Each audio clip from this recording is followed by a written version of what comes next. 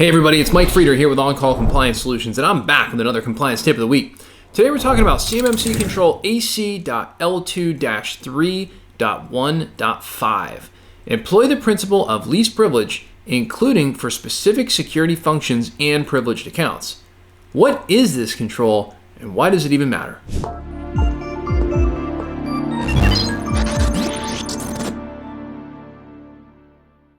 So hey, if you're a defense contractor who's feeling overwhelmed, tired, and alone, trying to understand all of this DFARS, NIST SP 800-171, and CMMC compliance stuff, I've got great news for you. You found your home here at On-Call Compliance Solutions, where we can help you transform into your company's on-call compliance hero.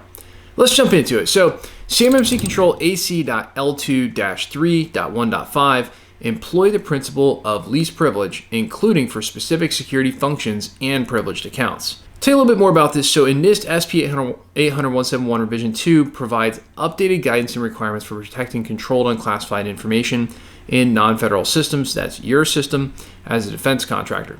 Control 3.1.5 under this framework focuses on the principle of least privilege. In other words, you shouldn't have access to things you shouldn't have access to unless you absolutely need it to do your currently assigned job duties. That's really what that means.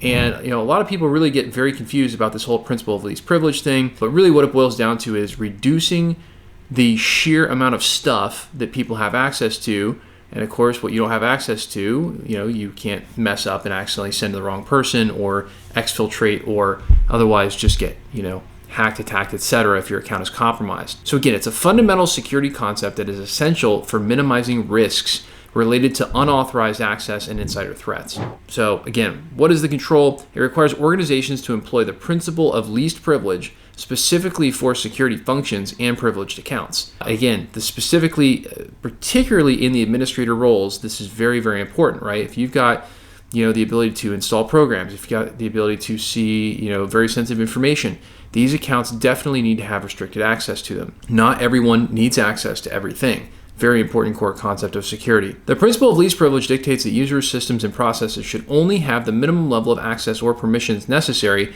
to perform their specific functions. Key aspects of this control include restriction of access. Users and systems should only have access to the data, resources, and systems that are necessary for their job role. This minimizes the potential damage that could be done if an account is compromised. Next up, privileged accounts. For accounts that have elevated privileges, i.e. system administrators, security personnel, etc., access should be strictly controlled and monitored. These accounts should only be granted to individuals who absolutely need them, and even then, their access should be limited to specific tasks. And then, specific security functions. Certain security functions, such as the ability to change security settings, like, elevating somebody to an administrator level, install software, or access sensitive data, should all be restricted to privileged accounts only that adhere to the principle of least privilege. Now, why does it matter?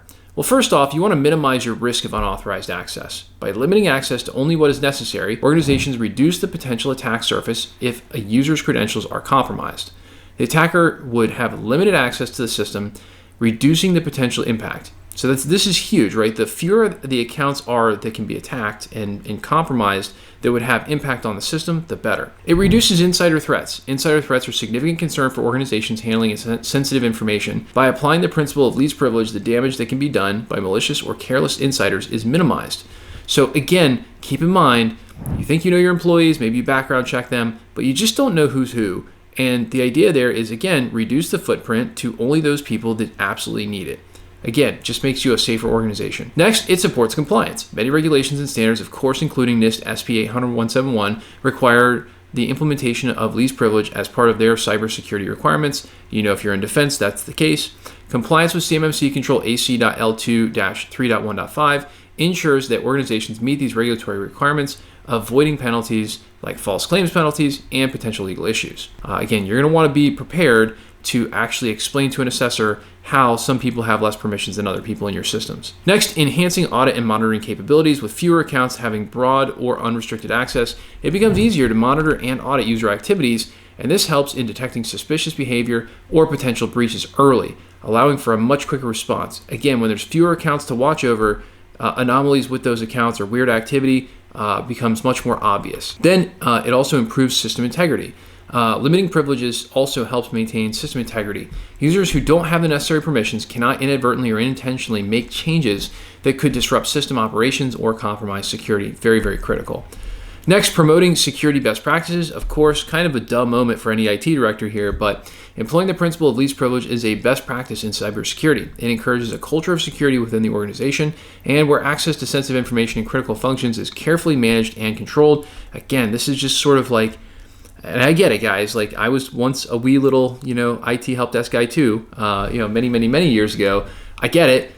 Some of these things may not be obvious to you, but I'll tell you what, as you progress along and as we mature your organization from a security perspective, yes, we have to promote those best practices, and it's just kind of common sense. People should not have access to more than they need to do their job. Why would they? So, in conclusion, CMMC Control AC.L2-3.1.5 is critical for ensuring that organizations protect sensitive information by employing the principle of least privilege. By restricting access to only what is necessary for a user's role, organizations can significantly reduce the risk of unauthorized access, insider threats, and potential breaches. This control not only supports compliance with regulatory standards, but also strengthens overall security posture. So it's really kind of a big deal. And if you need help with something like this control or any other controls, or you're just banging your head against the wall because you can't get your company compliant because, let's be honest, this stuff isn't exactly very intuitive. I think driving an 18-wheeler might be easier. Ultimately, at the end of the day, there's good news, because at On Call, we take defense contractors just like you who have had the DFARS, NIST, CMMC, ITAR, and EAR information security compliance stuff dropped in their laps like a seagull on a sunny day. And we teach you how to level up and be a proper compliance hero for your company, eliminating gaps, gray areas, and getting this solved, all while showing you how to leverage compliance as your secret weapon to land more defense work with higher profit margins. Now, that's what becoming an on-call compliance hero can do for you. If you're looking for more help getting compliant, our compliance experts are always on call for you. You can visit cmmccompliancesecrets.com or check out the description below for links to get help right now. If you love the content we're putting out here for you, help us out with a big thumbs up on that like button, or even better, smash the subscribe button, baby, and get the latest compliance content as soon as our compliance nerds roll it out. Until the next compliance tip, my friends, stay safe and secure out there. Hit us in the comments below to let us know what you'd like to know more about when it comes to information security and compliance. And I'll see you on the next one.